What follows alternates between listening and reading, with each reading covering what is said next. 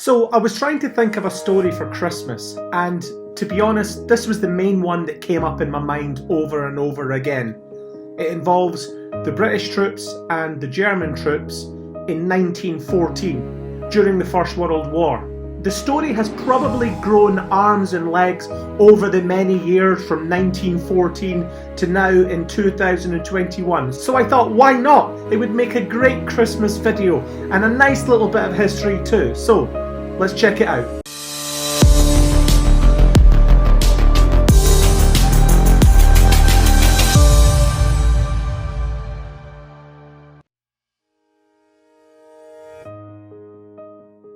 So when I say great Christmas video and a nice little bit of history, I think it's always important to put that into context and discuss this with a little bit of caution, bearing in mind that we are talking about the death of over 20 million people and over 21 million people wounded. It's therefore quite difficult to discuss a video in the normal jovial way that I would do it and give this video the seriousness that it deserves, while at the same time putting together a Christmas video. So I hope you guys can appreciate and understand the way I've tried to put this together.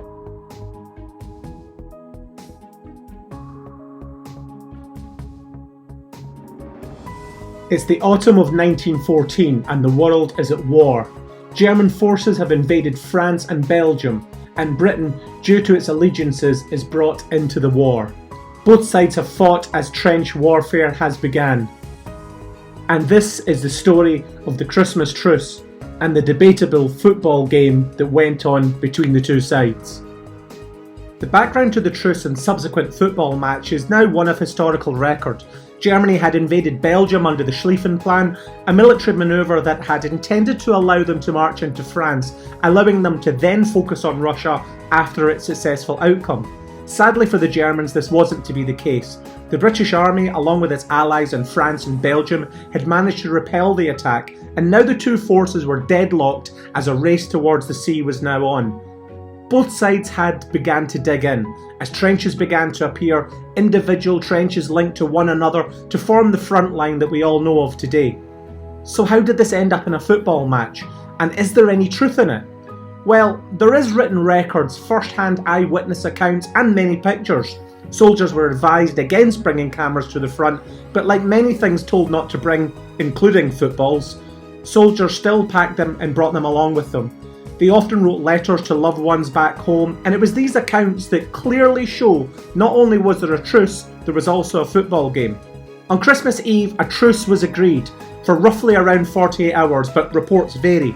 Also, German soldiers began to put up Christmas trees on the parapet in clear sight of the Allied trenches. They began to sing Silent Night. Allied soldiers sang a variety of songs in response and were met with applause. Then, the next morning, something unthinkable happened. Englander! Good evening, Germans, but we're not English, we're Scottish. Of course, Hollywood has corrected a few wrongs, so you will allow me the poetic license as a Scotsman to correct a few here too. Meanwhile, in the trenches, due to an initiative by Princess Mary, gifts were being handed out in the trenches, tobacco for the smokers and chocolate for the others.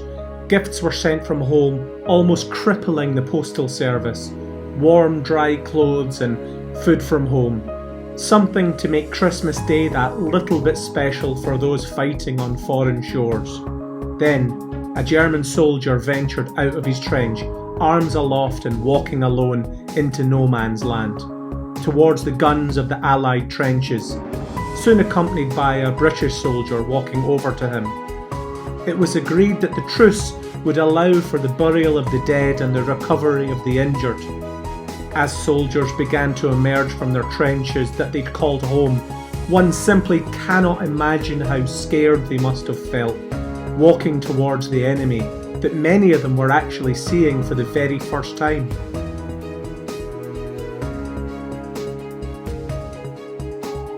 Graves were dug, and in some cases it's reported British soldiers had made crosses for their German counterparts, a gesture that had gained them favour and a lot of respect.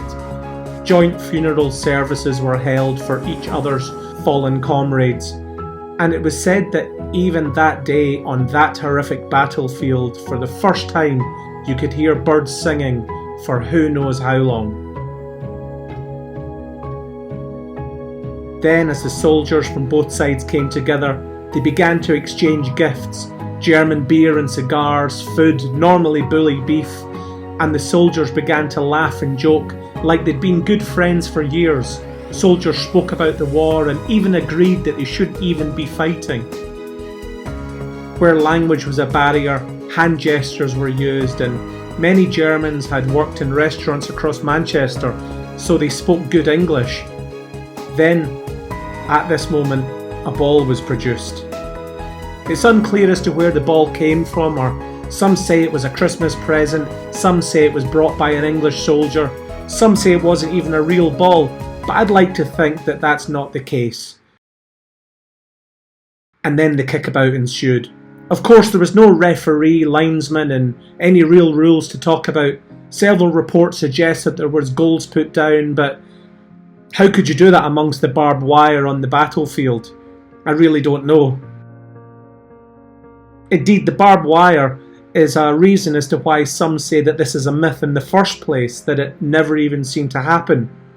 But then there's the pictures and the letters to prove that it did happen.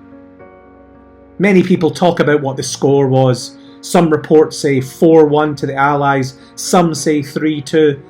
Some people say there was over 100 people playing at the same time. It truly must have been something to have seen with your own eyes. And then it was all over. The soldiers had to go back to their trenches. For some, the far-off artillery fire would start up again, and the truce would end within the day. Some reports say for as long as a week, but eventually it went back to normal as war could be in the trenches. The rotation of soldiers coming to the front meant that these memories would soon fade, but out of all the letters and everything from that war, these letters still remain as a testament to what happened that day.